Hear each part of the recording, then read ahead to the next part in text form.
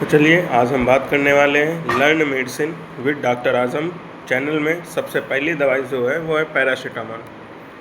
अब हम पैरासीटामॉल को दूसरी लैंग्वेज में एसिटामिनोफेन भी बोलते हैं। ठीक है, पैरासीटामॉल का यूज़ क्या होता है? पैरासीटामॉल बेसिकली यूज़ किया जाता है फीवर में। इसको मेडिकल टर्मिनोलॉजी में पैरासीटामॉल को एंटीपायरेटिक कहते हैं। एंटीपायरेटिक का मतलब ऐसी दवाइयाँ जो फीवर को कम करती हैं। दूसरा, इसका use mild to moderate pain में किया जाता है, मतलब एज अ एनाल्जेसिक यूज किया जाता है। माइल्ड टू मॉडरेट पेन जैसे कि सर दर्द हो गया, दांत में दर्द हो गया, मसल्स पेन हो गई, हड्डियों में दर्द हो गया, ऑस्टियोआर्थराइटिस और सर्जरी के बाद के पेन में भी यूज किया जाता है। बेसिकली पैरासीटामॉल को प्रिफर्ड किया जाता है चिल्ड्रन में, और एक ऐसे पेन किलर जो मोस्टली दी जाती है प्रेगनेंसी में, उसमें भी पैरासीटामॉल का नाम आता है। और किसी को पेप्टिक अल्सर डिसीज है तो उसमें भी सेफली पैरासीटामॉल देते हैं। Other insects can be contraindicated.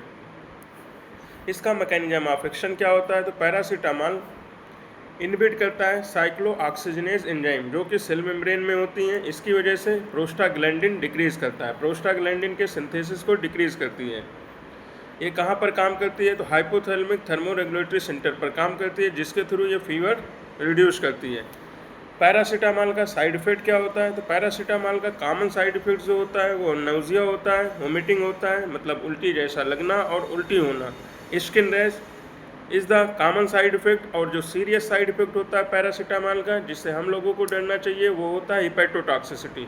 हिपैटोटॉक्सिसिटी को कॉमन लैंग्वेज में बोलते हैं लीवर का failure. Liver failure basically overdose में होता है। जब हम पैरासीटामॉल की बहुत ज़्यादा दवाइयाँ एक्सीडेंटल इंजेस्ट कर लेते हैं तब हिपैटोटॉक्सिसिटी होती है। और जो रेयर साइड इफेक्ट पैरासीटामॉल के होते हैं वो होते हैं Steven Johnson syndrome, toxic epidermal necrolysis and blood dyscrasias. अब पैरासीटामॉल टॉक्सिसिटी होती कैसी है? तो एक केमिकल होता है एन-एसिटाइल पी बेंजोक्विनोन इमाइन। ये क्या होता है? इसको डिटॉक्सिफाई करने का काम होता है ग्लूटाथियोन करता है।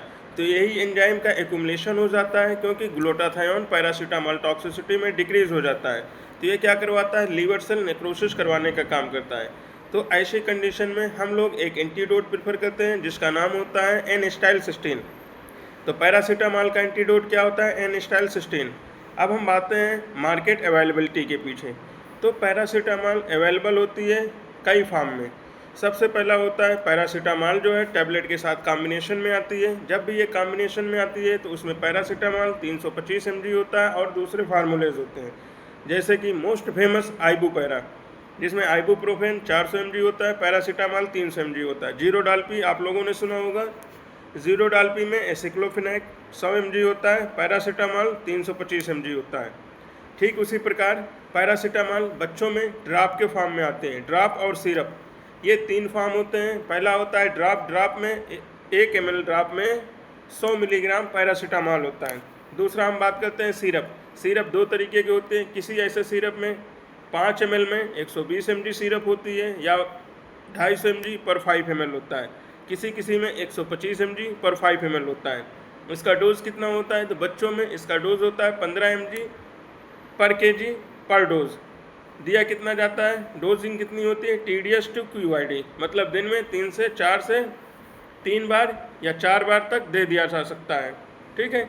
अब फिर उसके बाद एडल्ट में जो डोजिंग होती है इसकी, पैरासीटामॉल 500 mg भी आती है, पैरासीटामॉल 650 mg भी आती है, और पैरासीटामॉल 1 ग्राम मतलब 1000 मिलीग्राम भी आती है। तो पैरासीटामॉल के बारे में इतनी जानकारी सफिशिएंट है।